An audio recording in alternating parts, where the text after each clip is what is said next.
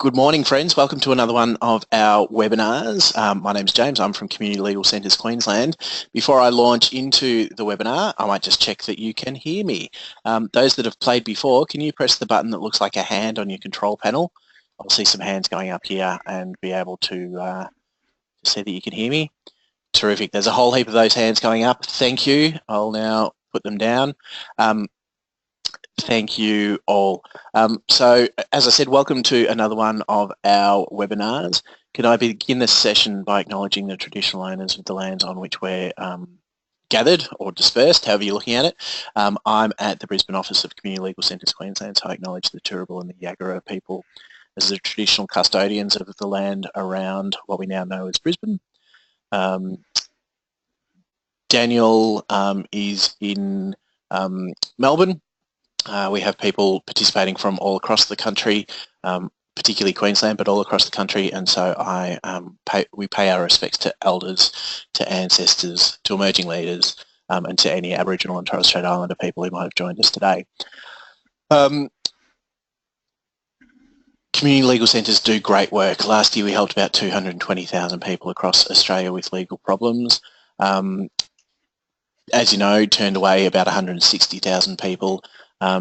Chronically under-resourced, doing amazing work within the capacity of what we do, but we have real challenges sharing that story with people, whether that's clients who might be looking to access our services, community organisations that we might be looking to partner with, funders and other supporters that might be looking to invest in our work, and the general community. And so having a thoughtful, deliberate and strategic approach to telling our story, to communicating the work that we do, and to engaging with those different stakeholder groups is vitally important, particularly in an environment that is as challenging and that has as many opportunities as our current environment does. So I'm really grateful to Daniel Schooler from Social Change Projects, who's put up his hand to tell us a bit about developing a communication strategy. So this is, before we get into the tactics, some really important things about thinking about what we want to be saying and how we want to be saying it. In terms of what we want to be saying and how we want to be saying it, let me just talk quickly about asking questions through this process. There are a couple of ways that you can do that. Ask questions through this webinar. You can press that button that looks like a hand on your control panel. We'll see a hand go up and we will unmute your microphone and you'll be able to ask a question. The other way that you can engage is to type a question into the questions box. We will see that and either read it out or paraphrase it and answer it. Can we maybe suggest that you hold your answers over until the end? Webinars aren't great for a particularly conversational style of learning. Daniel will provide a copy of his slides and a couple of other resources to us after the webinar is concluded, and we'll send that around. We also hope to have a recording of this for you as well. Daniel Schooler is the man behind Social Change Projects, a consultancy firm that helps community organisations and including a number of community legal centres to think about their communications and creating change in a kind of communications and campaigns mode of thinking, and has done some fantastic work, and I'm sure he'll expand a bit about that. Daniel, thanks again for agreeing to present this webinar, and over to you. Great, thanks James.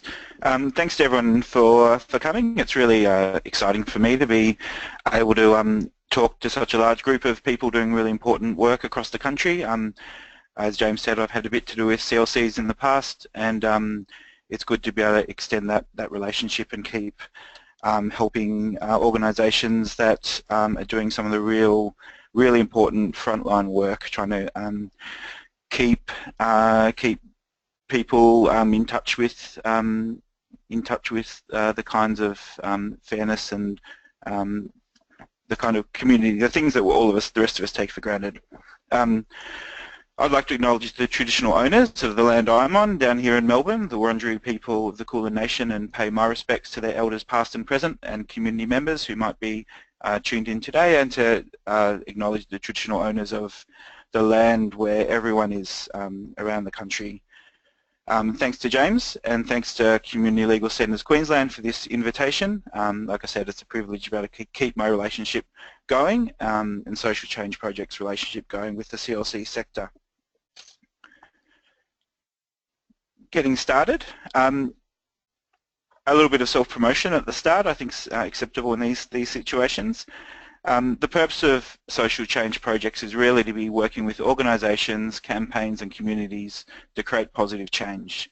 So my background is in non-profit communications. I've worked as a communications and marketing manager in a range of large services, in local government, in other areas. And I really could see how organisations like CLCs that deliver really valuable services often struggle to A, tell the story, B, get support, and C, fulfill that advocacy and social change role that's such an intrinsic part of what they do if we're really going to structurally change the issues that create the problems that we respond to, rather than just being the ambulance at the bottom of the cliff and trying to deal with people once they're already in crisis. As the slide says, my background, the kind of things I do, strategic development's probably the big one, but I do a range of training, campaign management, media, social media, and even more mundane things like putting together publications, annual reports, videos, and those kinds of things. My relationship with CLCs has been quite expansive. I met James when he was involved with the Homeless Law program down here in Melbourne, and I've worked with the Human Rights Law Centre, Mental Health Legal Centre, the Victorian Federation of Community Legal Centres, and a whole range of other people in a mix of campaigns and strategy work. So I feel I've got a fairly good sense of what CLCs do and some of the challenges that you face. So hopefully this will be a useful session for everyone. The first question, I guess, is what's the point of this? How does communications matter? James was telling me before the session that around a quarter of the Queensland CLC sector now have dedicated communication staff member, someone fulfilling that role in a sort of specialist way. I think that alone in an under-resourced sector shows the importance of communications and how that's changing. So I imagine a lot of you already understand the point, but I guess one of the themes of this presentation is that there are a lot of competing demands. There's a lot of things that need to be done overall, and there's a lot of things that you could do in the communication space.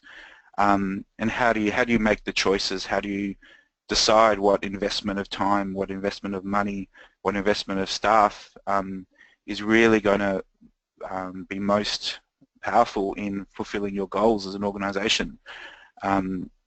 Because there's nothing to waste. There's no time to waste. There's no money to waste. There's no people to waste. We've got to be quite brutal and realistic in deciding what we spend our time and money on, because we don't have the luxury of waste.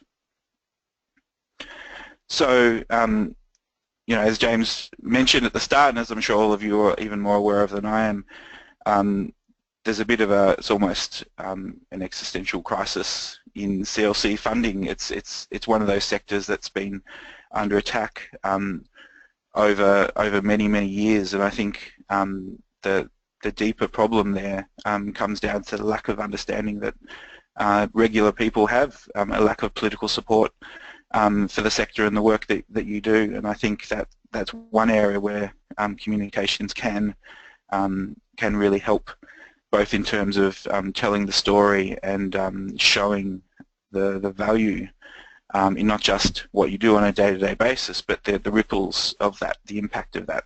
What does it mean when someone can get advice and resolve their situation quickly rather than be in a state of anxiety or crisis for a long period? What does it mean when someone can relieve the financial pressure that might have been caused by fines and unfair debt or whatever it might be? How does that change family dynamics and community dynamics, and really go to social inclusion that brings people back in and prevents crisis rather than having to respond to it all the time? So I think building up that community and government support is an essential part of what the sector as a whole needs to do, and that's sort of the big picture. And then on the practical level, there's things like promoting your services to potential clients, access, particularly communities that called communities, Aboriginal communities, and Torres Strait Islander communities, people who are less likely to access all sorts of services are also less likely to access CLCs, and smart targeted communications can bring those people into into your services and bring them into the safety net that you provide. Additionally, advocacy, law reform campaigns, it's an area where CLCs play a really important role, and that's obviously an important part of, if you master the techniques of good storytelling and targeted communications, and you have a strategic approach to knowing who you need to reach and what the message you need to deliver, that's an area that you can be far more effective. And the final thing on this is it's not rocket science. None of this is that complicated. It's really just about having a good process, doing the thinking up front, which is what this session's about, having a clear idea of what your strategy is, having a clear idea of who your stakeholders are, having a clear idea of what tactics, tools, channels you'll use to reach them, and being able to measure it and see if it's working or not, and adjusting course as you need to go as you go along. So starting at the start, asking those questions of before we even think about communications, it's really that question of what's the purpose for your CLC? What are your big goals? What's your reason for existence? And how do you measure success? If you think big and you understand your purpose and have a really clear idea of what the things that will indicate whether you've been successful or not, then you can start thinking about how communications can help. It's an enabler in most cases of other things, so unless you have a really clear idea of what your strategy is, then it's very hard to have a clear idea of what your communication strategy should be, and it's even harder to know what tactics and tools you should be putting in place or using to achieve it. So I imagine most of you have in your organisation, you have a strategic plan or a business plan or some kind of guiding strategy. It might be a multi-year strategy, it might be an annual strategy. That's the starting point. Without that, it's very hard to come up with a good communication strategy, because it's you're putting the cart before the horse. 4 key questions. What do you need to achieve your strategic objectives? What support? You can't do it alone. Who else do you need? And what do you need from them? Is it funding? Is it them to come into the service? Is it them to partner with you in a bigger project, or a project where someone else can contribute expertise? Is it donations? Is it fundraising? There's all sorts of kinds of support that you need, but that starting from the point where you acknowledge you can't fulfill your objective on your own, and who do you need, what do you need from them, and then going further, what do they need from you? What have you got to offer? The heart of good communications, in my experience, is it's about relationships. It's transactional often, but if you can take it beyond that to creating strong and mutually beneficial relationships with partners, with clients, with the community, with funders, with the media, with all the kinds of different organisations and stakeholders that you deal with, that's you're in very good shape if you can take that approach and you can pull it off. Then finally, that's when you start getting down to the tools and tactics. For example, if you're doing media work and you're viewing journalists as one of your stakeholders, and you want from them, you want media coverage for a range of purposes. What do they want from you? They want human stories. They want news. They want potentially the kinds of they might be after more bad news than good news. But how do you give them what they need while getting what you need? Same with funding bodies. Same with community partners. Even same with clients and carers and families and services that you might work with in order to promote your service. Unless it's a two-way street, it's not really a relationship.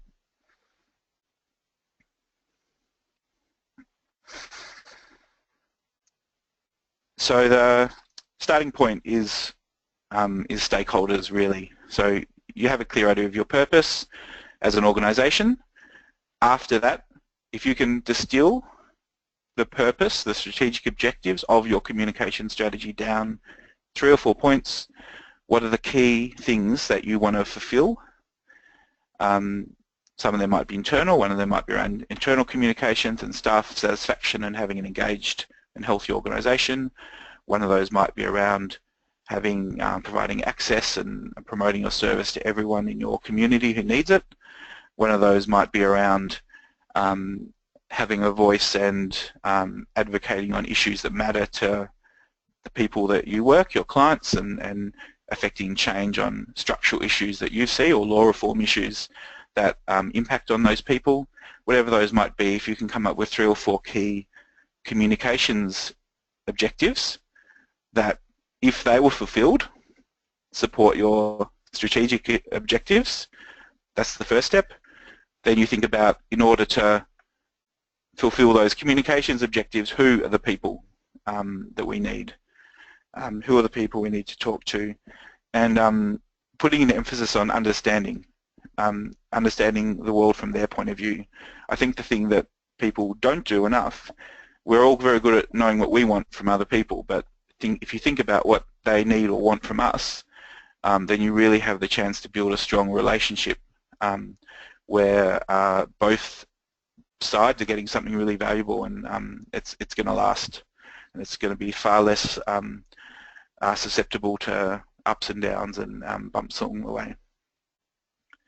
So some of the stakeholders, some of the people that might fit in this category are clients, the community, carers, family members, other community services that work with the people that we might see or you might see, government funders, other politicians, donors, past staff and alumni. I know I've worked with a couple of CLCs that are talking about or have alumni programs for lawyers that have come through, or for staff members, or for other people who've had an interest or have an interest in them, and that can be a really valuable networking idea, and even a fundraising idea as well. The philanthropic community, businesses, and the media and other people. So think widely, and then try to break it down. So think about who you deal with already.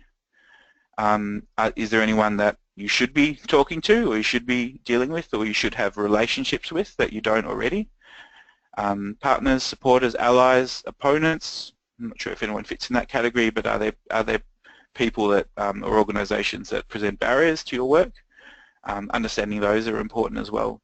And make a list. This is what first of a couple of tables you'll need in your communication strategy, and try to break it down. The more terms like general community can be useful at the end as a bit of a catch-all for people you haven't mentioned, but the general community doesn't really exist. The community is made up of groups with specific interests, specific concerns, specific agendas, and the more you can understand groups, the more you can try to understand what they want from you and what they can provide to you. So breaking it down is very important. And then, like I was saying before, if you're going to get understanding, you need to put their shoes on and look at the world from their point of view. So the stakeholder analysis part of this, your communication strategy is really a bit of an exercise in empathy and understanding, and trying to think about what they want from you and how you can find a mutually beneficial place to create a relationship. Asking yourself the hard questions. Are there issues or problems that your stakeholders have with you? Are they dissatisfied with things? Are there things that they don't like about you, or things that create barriers to those relationships? Try to gain as much understanding from within your organisation as you can, but then ask them. I'm a big fan of, they don't have to be formal focus groups, but take a couple of people out for coffee and just have a really frank, off the record, or sort of on the record, but off the frank conversation about, what they think of you. Do they get you? Do they read your publications? Do they subscribe to your newsletter? Do they follow you on social media? Do they read your annual report? What do they think about, the way you present yourself? What image is it? How does that support? Do they like it? Is it right or not? And really just take some of that feedback down and take it on board. Because unless you can really understand who you're dealing with, you can't communicate with them. So it's not rocket science, like I was saying, but I think people skip some of this stuff, and it's important just to do a bit of thinking at the start. I guess one of my take-home messages would be a little bit of thinking at the beginning can save you a lot of grief, but it can also save you a lot of wasted time and effort as well. And testing your assumptions. We assume we know people, but have a chat to them. You could do surveys as well, is another good tool. But sometimes a coffee and a frank chat is a good way to really try to have those aha moments. I didn't realise they thought that about us. Once you've got a sense of who your stakeholders are, what you want from them, what they want from you, you can start thinking about what are the channels, what are the tools, what are the tactics, how do we deliver the message, how do we deliver that, not just the message, but how do we create that relationship. There's obviously a lot of choices. This part is where a lot of organisations and people start, because it's the fun bit. It's much more fun to think up to create a Facebook page and start creating memes and having fun online than actually making a comprehensive list of your stakeholders and trying to do the hard thinking of working out the stuff we've already talked about. So a lot of people start here, but this is really like 2 or 3 steps down the road. Creating a Facebook page isn't strategy. Creating a video isn't strategy. Even doing a media article or a campaign, or these aren't strategies. This is the execution part of the strategy, and what's it's the implementation part of the strategy, and it's very important, obviously, but it has to be like a house. It's got to have a good foundation, otherwise it's going to be shaky and fall on your head. A couple of things to keep in mind. There's a lot of choices. There's all sorts of things you could do. You can't do everything. You certainly can't do everything well. There are lots of trends, lots of hype, particularly online stuff. I would suggest be quite conservative. Think about, again, stay grounded in what your objectives are and who your stakeholders are. I think things like websites and a Facebook page even these days are pretty much compulsory. They're like your front window in your shop. People expect to be able to find you there, and they do present an image of who you are. But particularly Facebook, for example, might not be that effective for you. It might be, it's probably not the best way to reach a lot of the people that you're talking to. Or having a general Facebook page might not be, but running targeted ads or targeted posts in community languages aimed at particular demographics, aimed at people in particular areas, that might be the way you turn that into a more useful tool for you. So you don't have to do things just because they're trendy or they're fun, but if you can really articulate the purpose and measure how you are going to know if it's working or not, that's you're onto a winner. So again, there's lots of things you can do. Everything has a place. Some of it's more kind of foundational, things like having a clear brand, having clear messaging, thinking about how accessible your materials are, languages, privacy consent issues. Some of that stuff goes into the groundwork, and then you've got things like things that are more like delivering the message or executing your strategy, which are things like using the media, publications, video, podcasts, whatever it might be. There's lots of tools and tactics out there, and we'd easily spend an hour picking them apart and working out what is good for what. We don't have time for that today, but if anyone wants to follow up, I'm more than happy to throw around ideas for those things as well. But a few examples. Facebook has the broadest audience. Nearly everyone who uses the internet in Australia is on Facebook in some way or another. Obviously, some use it more than others. If you want to reach a broad audience and build sort of mass support for something, it's very effective. Also, increasingly, if you have a little bit of money, or even if you don't, if you want to target particular demographics, it can be useful for that as well. It's where the people are, but for example, if you're wanting to communicate with the legal sector or a professional group or particular people in a less conversational way, in a more professional way, it's probably not the main place to do that. There are things like even Twitter and LinkedIn tend to have slightly different demographics, smaller groups, but potentially more targeted and valuable. Twitter, as it says, is tends to be, there's averages, there are always exceptions to this, but tend to be older, tend to be more professional. You'll find a lot of journalists, you'll find nearly all journalists, nearly all politicians. You should probably, most CEOs of organisations, or quite a large number, a lot of people in government, a lot of people are on there and they listen and they don't post, but it is a place to do a lot of that information sharing and networking, but it's potentially for most organisations a little bit less conversational and community minded than Facebook, but there's a lot of active people on there as well who can help you get your message out there. Local newspapers is obviously a very effective way of reaching your local community. A lot of people don't read them though, so there's a question around how effective they are these days. But every government agency has a media monitoring service. Most medium to large organisations, even small ones, have some kind of media monitoring. It can be a way to gain profile, demonstrate the work you're doing, so it definitely has a place. Email marketing, nearly everyone has email. How you build your list is the key. Direct mail, very expensive, but potentially very good because most people open their letters these days. Not everyone opens their emails. If you get 30% of people opening your email newsletter, you're doing well, very well. Lobbying, again, it's fit for purpose. If you have a decision maker or a couple of decision makers, you should be talking to them. You should be visiting them, and you should be trying that as one of the ways you influence. Depends on factors. Can you even meet with them? Do you have a relationship already? Again, what have you built? Are you valuable to them? And this is where comms over a longer period. If you're a valued partner, you then have access, you then have more influence when you need it.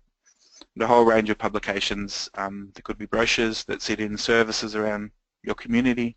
There could be posters. There could be stencils on the sidewalk. They could be handbooks. There could be all sorts of things. But thinking about who are they for?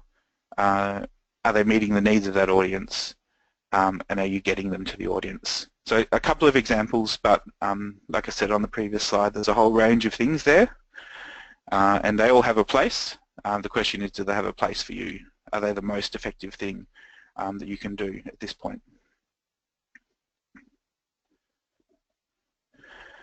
So we now we've prioritized, we've been fairly brutal, we've been fairly realistic, we've got a list of the key tactics, the key things we're going to do with our limited staff, our limited money. One of the other components that you need in your comms strategy is about risk. It's often overlooked. People think, well, we'll deal with any problems as they arise. Most of the time things don't go wrong unless you're particularly bad at what you do. But I guess the principle here is a little bit of thought can go a long way. If you pack your parachute well, you can jump with confidence, and you know that when things do go wrong, or we think A, things are less likely to go wrong, but B, if they do, you've got it covered. When things do go wrong, I guess that segues into crisis communications, and that's a whole sort of another area which hopefully you avoid, but having a little bit of planning and thought there as well can be a very good thing as well, particularly with media or public issues that can affect funding and can put your reputation or damage relationships with very important stakeholders. So thinking about risk, there's all sorts of risks. There's financial risk. There's more about legal risk than I do. Funding, reputation, safety of clients, safety of staff, privacy issues, particularly if you are sharing stories. One of the things that I've worked in a few sectors, like the homelessness sector, mental health, broader health, primary health, and with CLCs, and privacy and consent are very important, particularly where you're sharing stories of people who are vulnerable, who have been through particular experiences. Things go on the internet; they're there forever in most cases. Using disclosing people's identities, identifiable elements in stories, photos, are all things that need to be thought through carefully. But also, there's a hugely empowering aspect of and giving people a voice. And I've, in my experience, there have been times where people have had a bad experience. I can think of probably only a couple in decades of experience. But when they go wrong, it's very unpleasant for them. If somebody, one example was someone who was interviewed on ABC for a 7:30 report. It was a very short clip of them. But when they saw it, they were very unhappy, and it caused them a lot of stress and anxiety, and they had pre-existing health issues that probably made that experience even worse. So working through that, giving people proper informed consent, but also giving them the option to be involved, because for most people they don't get a voice very often. So there's a balance, but I don't think any of us want to be exploitative, but at times it can go that way if we're not really giving people choice and control over how their story is told, because it's their story at the end of the day. It's not ours. So thinking about risk, again, there's the small table here. The kinds of things you think about is the kind of columns would be what the risk is, what's the likelihood. There are lots of scales for this sort of thing, but you can have a scale of very unlikely through to highly likely. Some risks are highly likely. Doesn't mean you don't write them down or think about them. It means you just factor them into your thinking. Then the consequences. So if it does happen, how big an impact is it going to be on you? Could it put your funding at danger? Could it put someone's life at danger? Or is it just going to be a bad story in the local paper that isn't great, but you're going to shrug off before too long? Mitigation. So what are the things you can do to reduce, I guess, the likelihood and the consequences if possible? So what are your steps? And these become actions, and these are things that you think about when you kind of monitor progress on your strategy, and what the residual risk is even after mitigation. Some things you can't eliminate the risk. I'm sure with legal advice, and when you're dealing with people who are in crisis, there's always an element of risk there, and knowing what the risk you can't mitigate is important as well. And then the next step, like I was saying, crisis communications, or how you deal with things that go wrong if they become public, is very important. And that's another area for another discussion another day. Resourcing is very important. It's worth thinking about. Nothing comes from nothing is a fairly useful saying. If you don't dedicate or invest in this stuff, you'll probably get little or nothing out of it. It doesn't mean it has to be money. Time is a resource you have. You have staff. I mean, most of the CLCs I've dealt with don't have comms people. They have policy people, or they have senior lawyers, or they have project officers, or they have other people that have sort of taken on the communications portfolio, and they, they're taking on this stuff potentially on top of their other work or as part of their other work, but it's still a resource. Time, money, the content knowledge, the content expertise is something that you have to use. Technical skills, expertise, these kinds of things. I might bring specialist communications expertise, writing expertise, graphic design, video, skills that you either have or you might need to bring in. Project management, oversight, these are all things that you need, and you need to work out where they're going to come from. Again, thinking about tactics and channels and tools and how we actually do this stuff, you need to make sure you've invested and allowed enough of these things to make them work. That said, if your Facebook, you decide isn't a priority, you might have a very basic page and you might only post to it once a week, and you expect very little out of it, but it's it's a window, it's a way for people to contact you. And if that's your goal, then you can fulfill that with very little resourcing. It's when people expect a lot and don't put the investment in to make it happen, where people are left, unsatisfied.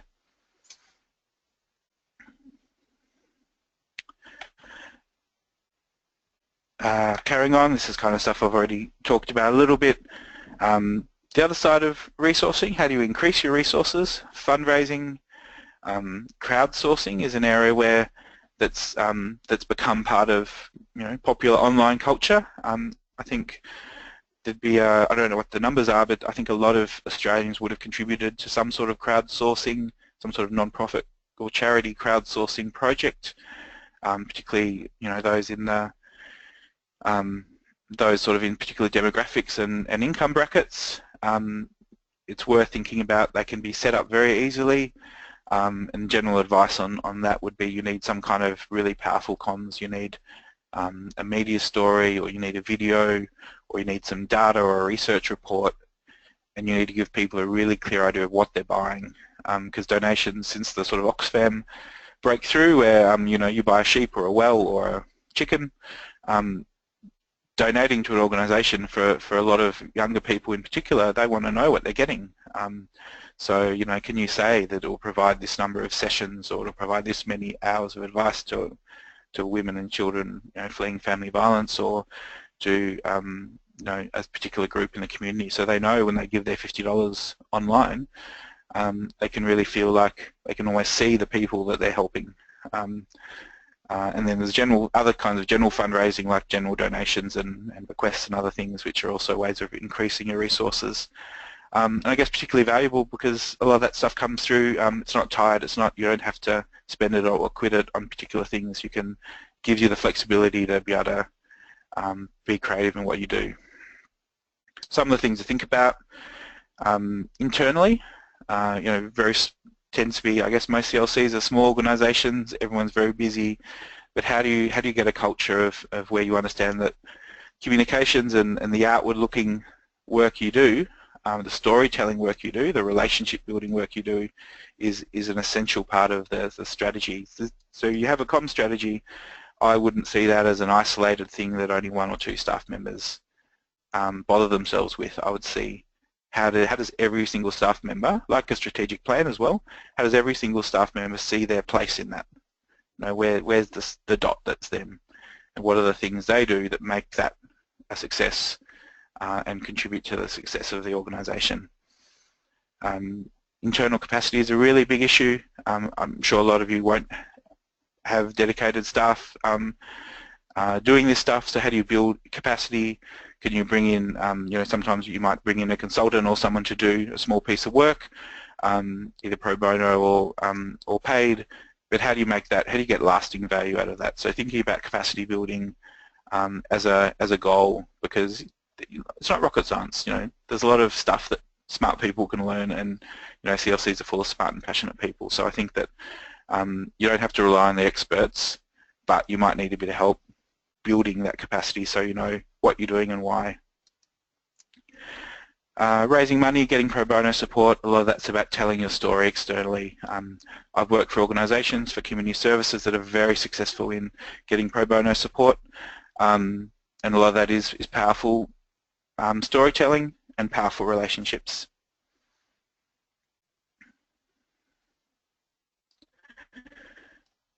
So we've got to the point where we've kind of worked through most of the key things we want in our plan.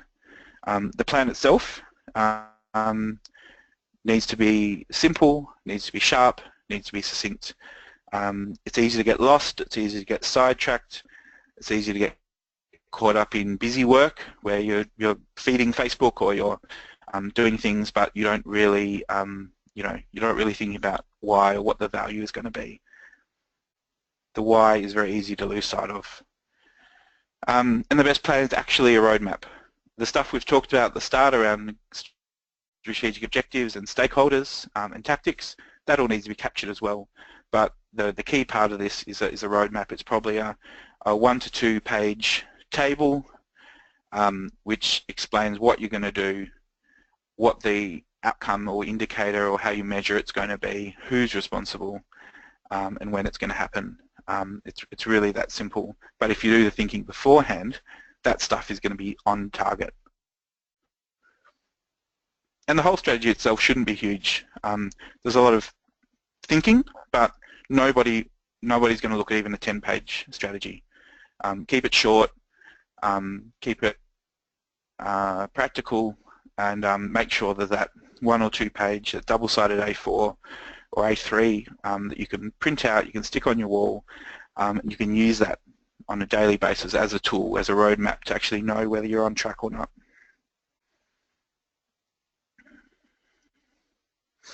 In terms of process, I'll be quick. I mean, in small organisations, the process for developing a strategy is a bit simpler because there are less internal people involved.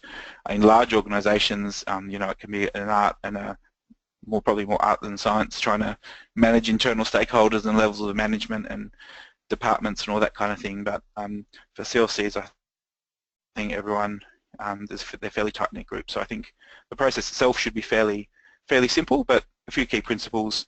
Consult internally, make sure everyone understands why you're doing this stuff, why it matters to them in their role, and why it matters to the overall goals of the organisation.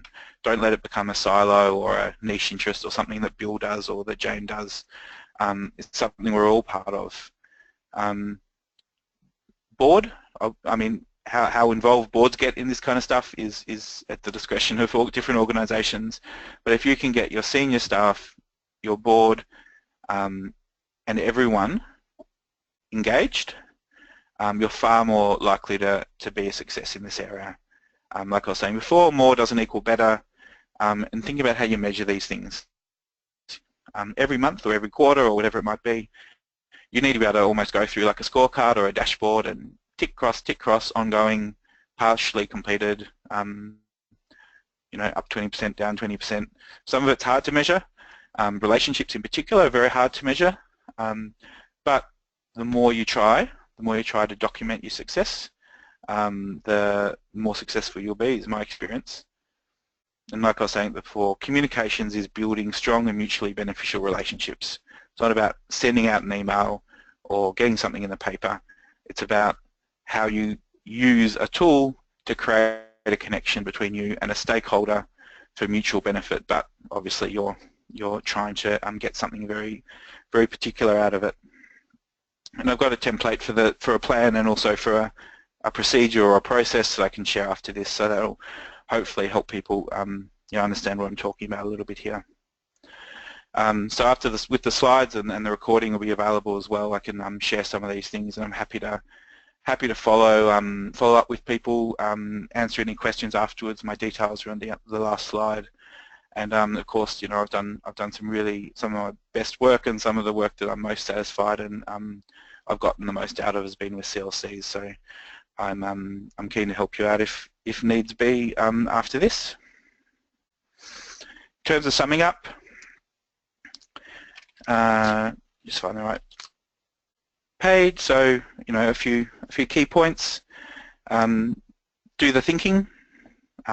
It's like the iceberg or whatever the metaphor you want to pick. It's the bit under the water that nobody sees, but foundations, whatever it is, it's the bit that gives you the confidence to know you're on track, and actually is the thing that enables you to be successful. We're not just picking randomly or shooting in the dark. Understand the why you're doing it before you think about how you're going to do it. The why you're going to do it and the who you're doing it with, and then the how you're going to achieve it. Test your assumptions. I'm a big fan of doing some kind of stakeholder survey, maybe once a year, regular check-ins, regular temperature checks with people. You know, otherwise you just, again, I won't get carried away with the metaphors, but you know, driving without headlights. Be realistic about what you can do and can't do. You can't do everything. You can't do everything well. Choose your tactics, choose your tools, do those well. Then expand if you can. If something's not working, refine it, adjust course, or stop. You know, if you spend $5,000 producing a promotional video that you think will raise $10,000 in fundraising and it doesn't, you know, you need to ask yourself, was that a good use of our money? Should we do that again next year, or should we try something different? Being realistic to be effective is very important. Monitor, review, refine or change path as you go.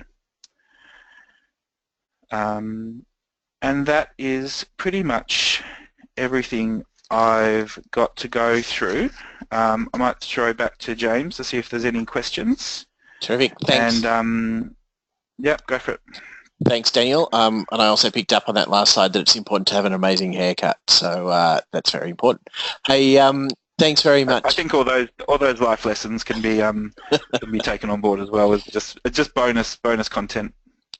Terrific. We've had a couple of questions come through. A reminder, everyone, that there are a couple of ways that you can ask questions. You can press that button that looks like a hand on your control panel, and we can unmute your microphone, and you can ask a question there. The other way that you can ask a question is to type a question into the questions box, and some people have been doing that as the webinar's been tracking along. So Daniel, suggested online resources. So you've said that you'll provide a template and these resources and that kind of thing.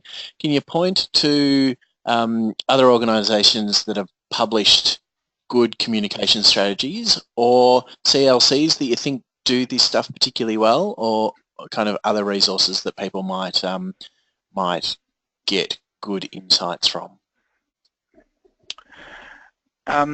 Off the top of my head, I'm not sure about CLC specific resources, but it's certainly something I could have a look at and share around as part of the follow-up. I think that there are some definitely good examples. A lot of the specialist CLCs, like the ones that I'm familiar with, like the Human Rights Law Centre, people like that, and people that work with particular groups. Often seem to do a bit more of the high-profile comms work, but also I think just the local community CLCs do that on a sort of a local level, but perhaps it's a bit less visible because they're they're putting brochures in local services and meeting with local organisations rather than promoting themselves on big issues and campaigns. Terrific. We've also had a question, and I might just expand on it a bit. So the question that came through, Daniel, was how do we balance generic promotions with targeted projects for specific communities? I might frame that a different way. In my organisation, we've got someone who works on communications a few days a week, and whenever we've talked about the general community or the general population, she says, I can't possibly, in my 3 days a week, talk to 24 million Australians, so we just need to keep focused on who the people that we're trying to talk to are. You talked before about kind of having the general community as kind of your catch-all at the end of your strategy potentially. Just interested in that idea about how useful is it to think about the general community as one of our audiences or one of our publics for this work? I guess it goes down to that thinking about who your stakeholders are, and the fact that sort of general community doesn't exist. I mean, I think the general community, as in people who don't need your services or don't haven't interacted with your services and probably don't need to. The real value I think there is around is almost community and political support. You want them to understand what you do. You want them to hear the stories of the people that you worked with and the impact that's had on their lives, because you want them to value your service, and ultimately that's how you start turning around things like funding cuts and other things. So I think there's sort of that big picture promotion and support building work. But other than that, I think it's nice to have everyone love you and have your friends read about you in the paper, but unless it's actually achieving something for you, it's probably not your best use of resources. You're probably better off targeting, are there people in the community who need your services but don't know about you, or are you not reaching them in the right places or with the right languages or in the right locations? Absolutely. A couple of people have asked questions in different ways. So one way it came through was, can you tell us a bit more about possible evaluation metrics? And another way that's been framed is, how can we measure the effectiveness of what we're doing? Yeah, no, I did mention measuring things as you go. I think it's quite important. Some things are hard to measure. Stuff around the quality of relationships can be difficult. That's why sometimes an annual survey can be helpful, because you can get some general ideas plus some qualitative feedback. One of the areas where online is great, because you can get metrics for how many people you reach and engagement, and how many people open your emails, and how many people click on the links. And how many people subscribe to things. Can be a little bit of a trap sometimes, because just because you've reached 10,000 people on Twitter, what does that mean? Does that actually lead to anything? So I think those kind of engagement and reach stats can be great, but it might be more useful to be asking new clients, how did you hear about us? If they're saying they heard about you on Twitter or Facebook, and that percentage is going up, then that's probably, if that's one of your measures of success, then that's, you're tracking well. If one of your measures of success is increasing your subscribers to a particular newsletter, or or coming to events, those things can be tracked as well. Media hits can be tracked. There's a range of things that can be tracked, but it's one of the traps is, I guess, measuring activity, not measuring outcomes and impact. So how do you how do you measure the impact of a media article? That's difficult. But I guess some of it's qualitative as well. Terrific, thank you. A reminder, folks, that there are a couple of ways that you can ask questions. You can type a question into the questions box, or press the button that looks like a hand, and you'll be able to speak directly to us.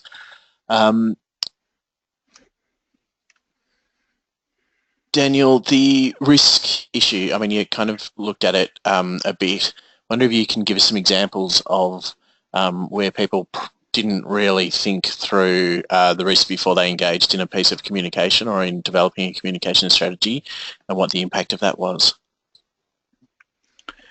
Yeah, sure. I think the risks I've the things I've come across, I guess probably the most significant things are where a client of a service or a CLC has been involved in a piece of communications, telling their story, and then that's been either published in a way that discloses their identity when that wasn't the intention, or they then later sort of have sort of buyer's regret, or they come back and say that they weren't happy being sort of exposed in that way, and either because they just didn't realise it was going to be seen by so many people, including their friends and family, or because they said, I didn't actually give consent for what you did with my information or my story or my photo. So I think there's a couple of examples of that where clients have been burnt, and they've reported that's had a negative impact on them. It's either disclosed their homelessness in one example, or their mental health conditions in another, to family or friends that they hadn't shared that information with, and I think that's quite significant. One of those examples was, I think, more a case of they didn't realise how many people would see something when it's on the internet, which of course goes down to how you sort of brief people and try to inform them about consent. There are other things where you do media and you're either misquoted, or your spokesperson says something that's damaging, and that creates issues with funding bodies, and that creates sort of a bit of a political crisis for the organisation, and you have to do a bit of repair work. That can be serious. As people don't normally get defunded, but it can certainly create some tense moments. And I guess social media is the other one. I think I've seen plenty of examples. I wouldn't get too carried away with the danger, but in CLCs, I did some work with Victoria Legal Aid with CLCs around some of this, and talked to a large group of local CLCs here around privacy issues online. And it's obviously for CLCs, there's particular, you don't want people posting on your Facebook wall disclosing aspects of their situation that that might not be in their interest to be public. But you do want them to be able to contact you, so having clear guidelines and rules around that. But I know situations where staff have been named or defamed, where funding bodies or governmental key partners have been abused, or sort of where there have been racist or homophobic comments or attacks. And a lot of that, the online stuff, comes down to having clear guidelines that are publicised, that are available on your site, and in monitoring those channels well, preferably setting up some kind of alert system where you get told when people comment or post, and dealing with anything that transgresses the rules fairly, and welcoming debate, but making sure that no one's getting harmed in the process, including your own organisation. Terrific, and we've had a comment come through kind of reiterating that some of the risks around the social media stuff based on one of our members' experience, and also a risk of ensuring that the information that we're providing through our communications, and particularly through kind of community legal education stuff, is current and all that kind of stuff. Daniel, I think we've answered the question. Definitely. I think I was just going to say one more thing, that with social media, I think the way it's going is it's going to become it's a doorway. It's a way into services, whatever kind of service you are. I know people who have they have an online sort of triage, or they have an online reception that actually deals with service inquiries, and I think for CLCs who have those online presences, I think making sure they're connected to your service entry, whatever that process is of assessing and referring people into your service, making sure those connections are really strong and really timely are important, because particularly where people are in crisis, they might think posting on your Facebook page about something that's happening to them that's urgent, they might think that's the same as ringing your reception desk, and you need to make it clear that's not the case, but you also need to find a way to make sure those people aren't getting missed, and they're actually, it's how people do things now. People are going to be texting and Facebooking as a way of making contact with you for the first time more and more. Terrific. Probably take this as the last question, Daniel, and it's quite a detailed one, I guess. What are your thoughts on the use of Facebook going forwards, particularly when their algorithms are getting increasingly restrictive? Is a group better than a page? And kind of some of the privacy issues of using Facebook, which you've touched on a bit there. I wonder what your sense is of where Facebook is going for us. Yeah, I mean, who knows? They change it. It seems to do a very arbitrary thing. You find out after the fact that things have changed. But I think, I mean, nothing. One of the principles I think is that nothing online is private, even if it's in a private Facebook group, which is not visible and you control the membership. It's still very easy to cut and paste or screenshot or take things out of that group and post them more widely to the world. So I certainly wouldn't be, if at all possible, I would be finding other ways to deal with people's issues and provide that advice than using those forums. That said, private Facebook groups are great for peer support. They're great for keeping in touch between meetings. They're great for networking. They can be useful even for professionals, working across different CLCs. There are better online community software and online community things that can be set up, like Basecamp and other things like that. But if it's for people really just informally keeping in touch and sharing information and what they're doing, sharing resources, Facebook groups can be good. But make sure they're private if they need to be private, and if they're closed or public, think about what the purpose is. A Facebook group is very different from a page, which is completely public, and it's open to the world. In terms of so was a question around the algorithm. Facebook, is there to make money. It's not there to serve the good of humanity. And by restricting the natural reach of posts from all of our pages, they encourage us to buy paid advertising. So it's a very intentional business tactic.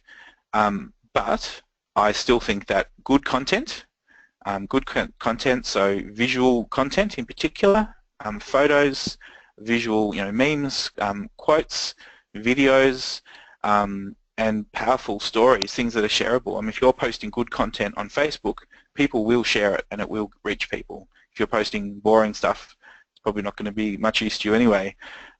So yeah, that is an issue with the algorithm. I would definitely encourage people to put aside some money for Facebook advertising, and think about who are your target groups and how you target those boosted posts or those Facebook ads at the right people, because it is quite affordable still, but they're definitely trying to shepherd as many of us as possible into the advertising realm.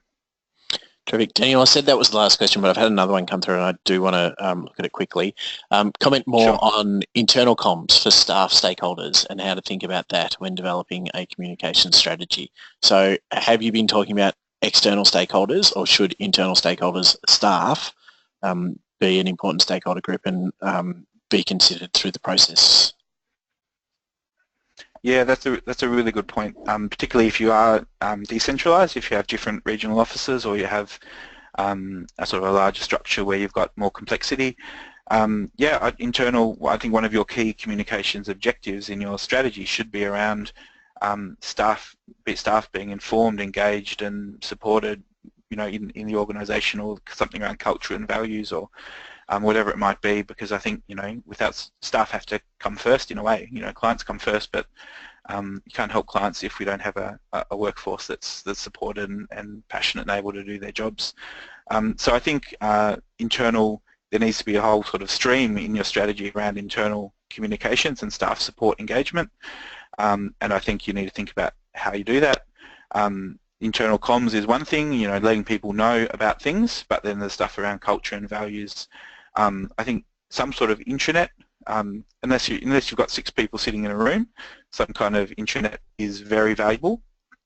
And those things can be really simple. It might be something like Basecamp, where it's really just people posting if you're a very small organisation, or it might be something a bit more formal where you have news and you have forms and policies and procedures and those kind of things. But I think having some kind of online place where staff can get information, find out what the policies, procedures, forms, etc. they need to do their jobs are, but also be engaged in what's happening, particularly if there are other officers and they don't know the people there and they don't know what's happening there. And it's part of how you get them to feel that this is all their work. Share those success stories, share those media articles, share those videos, and make staff, staff champions.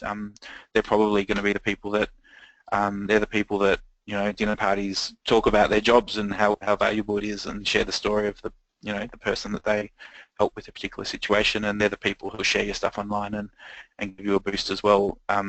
But staff do need to know what the rules are, so they don't end up getting themselves into trouble. So having a policy, social media policy, is quite important as well. Terrific.